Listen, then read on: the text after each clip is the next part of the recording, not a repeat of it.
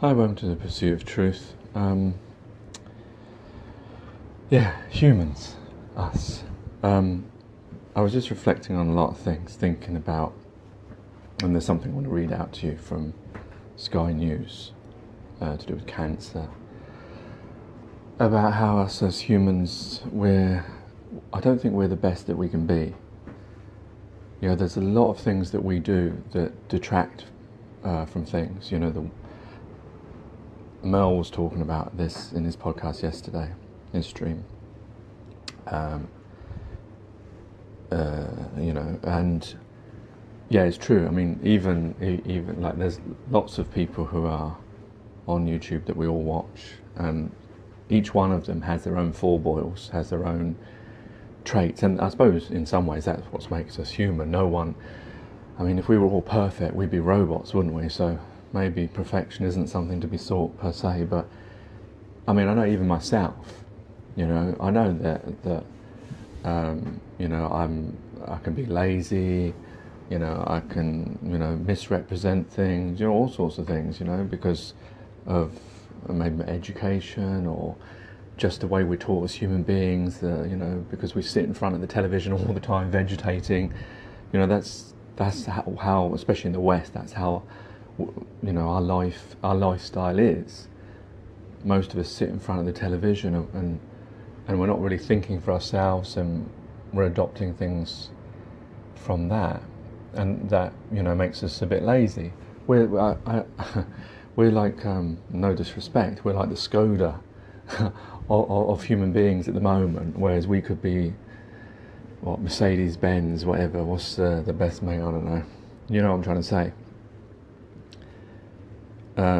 And this is in relation to, I was reading the story, and another reason why I want to read the story is because obviously we all know about Des's fight with cancer, and he was on a few days ago, and he was talking about his experiences, updating us, and the pain he's going through, and the fact that the NHS, and I'm shocked really that the NHS, because he's not going through chemotherapy, that they're refusing to scan him again to see whether the natural or the other ways that he's trying, whether that's working or not.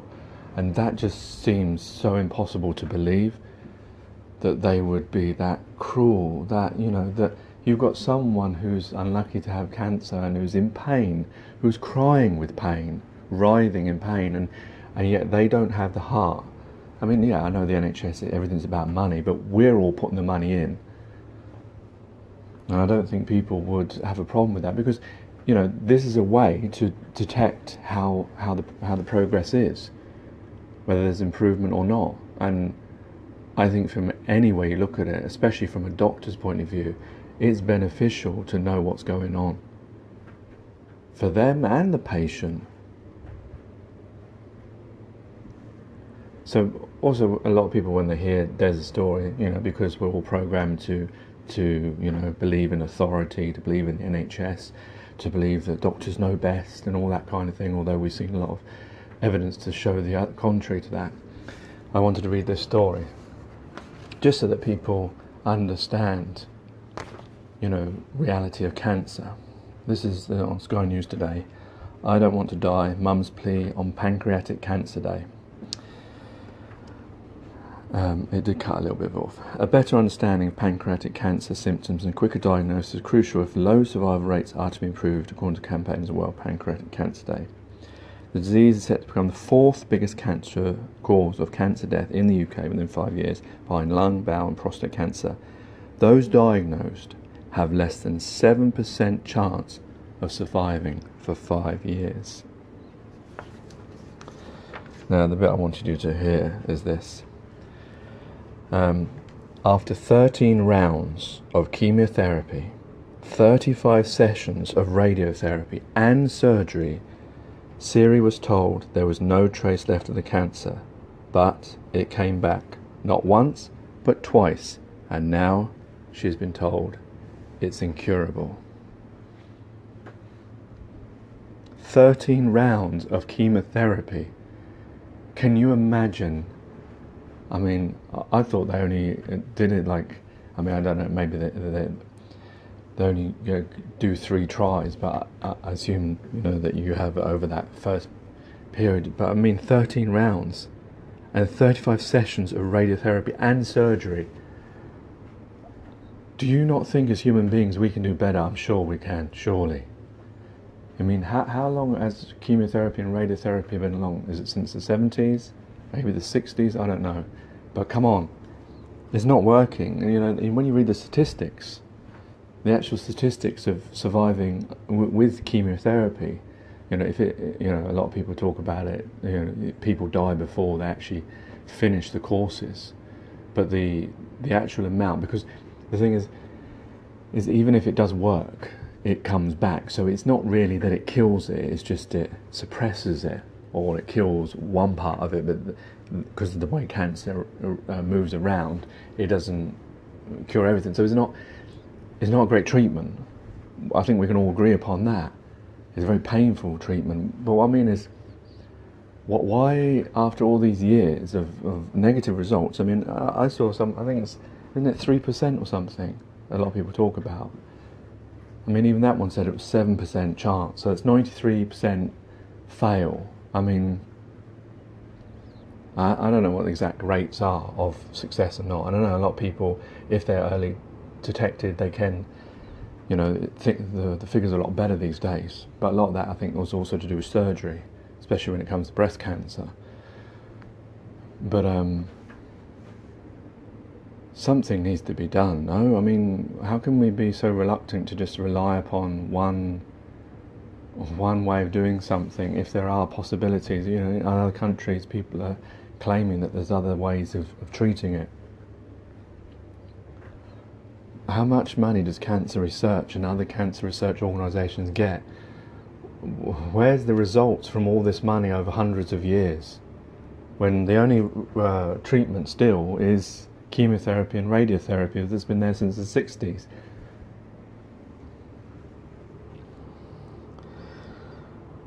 I don't know if there's any need to read anything else. I don't know if she said anything that's salient.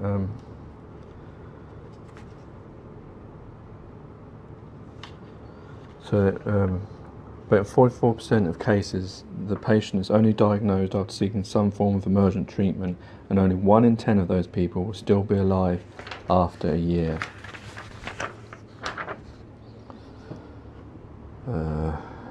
Department of Health and Social Care spokesman said cancer is a priority and survival rates are at a record high.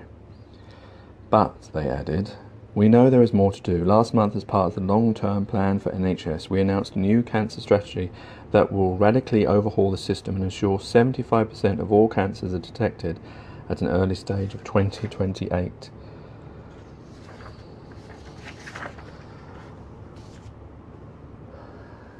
You see, the problem is with the success rates is,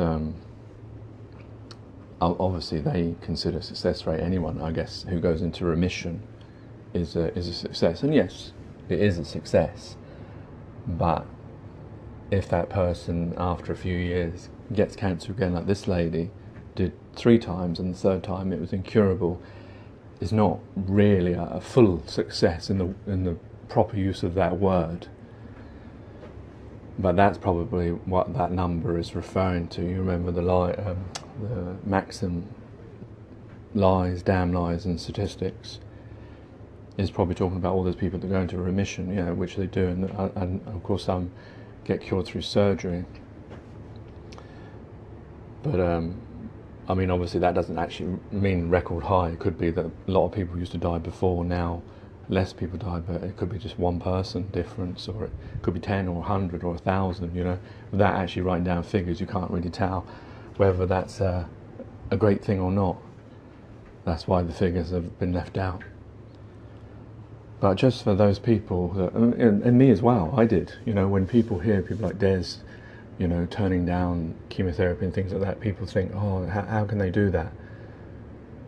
But until you actually do the research, you see these things. It's very scary, really, to think that the NHS and hospitals in general don't not looking after their patients, those who want to try alternative treatments. I mean, I don't understand why, at least if the NHS can't supply those alternative treatments or test them or research them, which I see no evidence of them doing that, if there is someone can supply it to me, then why don't they at least monitor their patients? I mean, surely that is something they still have to do, whether you're taking the treatment or not.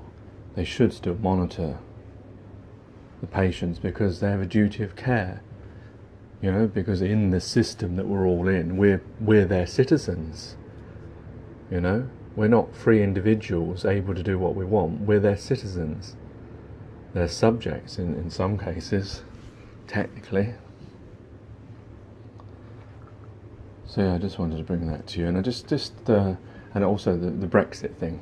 It was interesting how government works. You know, how the Brexit document draft is 585 pages long. 580 pages long. Who's going to read 585 pages?